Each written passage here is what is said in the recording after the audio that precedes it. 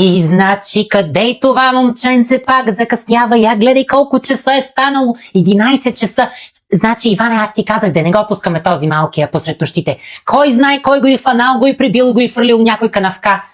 Нашия както е заспал, направо не знам. Успокой се, Ваня, успокой се, пак ще дигнеш кръвно. Бе, не ми казвай да се успокоя, бе. Не си го раждал ти, че да се успокоявам. Ей, на теб ти е лесно. Лесно ти. Ей, значи, защото ти си виновен. Ти се го пускаш да излиза посред нощите. Ей, Гуна, пак аз съм виновен. Хич не ме интересува, че и с Сашко или с Машко. Ей, значи, както е кекъв, кой знае кой го е набил? Аз ти казвам, някой го е набил. Значи, аз си знам, ей тук, 9:00 трябва да си вкъщи. Значи, стъмнили са навънка, мръкнили са, край. Да?